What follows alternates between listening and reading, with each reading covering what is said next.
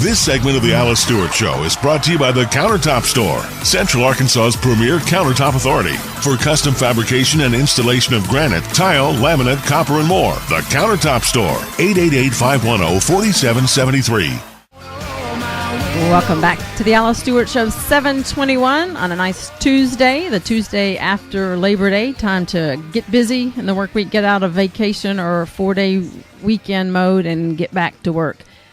Well, I tell you what, if you turned on the television or opened your internet or read the paper over the weekend, you no doubt read about ISIS, the Islamic State that is causing terror all over the world, really. And this was the group, the Islamic State group that the president referred to as JV a few months ago.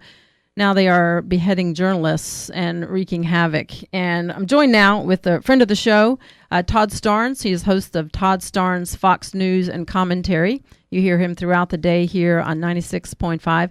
And the author of the best-selling book that many folks, I'm sure, have already read. That is a great read. Todd, great to have you here. Hey, Alice, how are you doing? I'm doing great. Thank you. I appreciate it. I appreciate you joining us. And you've been out and about promoting your book, God Bless America, which is a phenomenal book. But I want to talk about ISIS right now. And now there is new word that the administration may have known a little bit more about ISIS than they're letting on. Oh, more than that, Alice. Fox News obtained this morning a copy of the president's daily brief. This is the information that he receives to find out what the big terror threats are.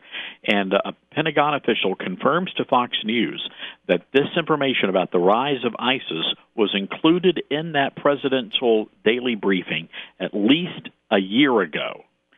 And the source also tells Fox News that the military was ready to fire on several hundred targets, but the president never gave the order.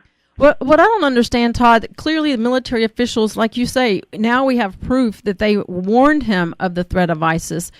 Why is it these military folks are not coming up and saying, look, we told him about this? Are they just clearly following in line? They are for the president? I don't understand why more military officials are not outraged that their warnings were ignored. Well, Alice, you have a lot of military experts and veterans that listen to your radio show there in Arkansas, and I suspect they would probably be able to tell you more than I would. But I suspect, this is just my thought, is that they have an obligation to support the commander-in-chief, and to speak out against the commander-in-chief is just something you don't do.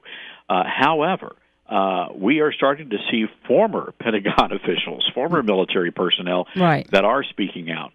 And I'm not going to be surprised if we don't see more of this in the coming days. But it's very clear, based on what this official said, that the president knew about the threat, and he didn't do anything about it. Right. I want people to understand the consequences of that action.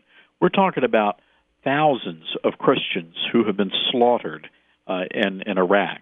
We're talking about an American journalist who was beheaded, and something possibly could have been done. I mean, there's no guarantee that we could have saved lives, but at least we could have tried. And instead of trying, this president stood down. Right. And we see David Cameron, British Prime Minister, who is more outraged at the thought that one of their own may have been actually engaged in the beheading, more outraged by him than we've seen by Barack Obama. And Alice, better than that, yesterday, David Cameron, he laid out a strategy. Right. I mean, he has a strategy for dealing with the terrorists in their country. They're cracking down. What is our president doing? Look, over the weekend, the Islamic jihadist threw a party at our former embassy complex. Right. Does the president have a strategy for the jihadists that were belly flopping in the swimming pool? No, he has no strategy. He has no plan, and he has made that quite clear. And here's the fear, Todd. This is just the first step in the Islamification of America. Alice, I have an entire chapter in my book on this, and this very well may be the subject of my next book, because this is a grave threat. We had someone on Fox and Friends earlier this morning talking about something I wrote about, this idea that the soft targets in this country are the churches. Right. And we do know that the terrorists are living among us. It's just a matter of when they're going to strike and who they're going to strike. But if nothing else, and this is going to be a very controversial statement, but looking at the evidence we have, this president's administration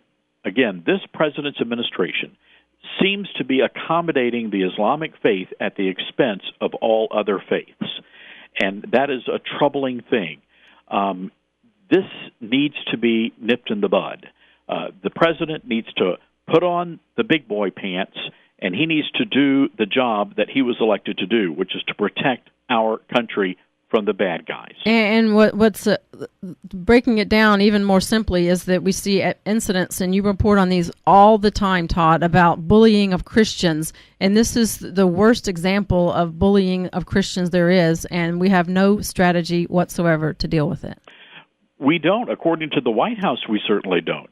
And that is disturbing.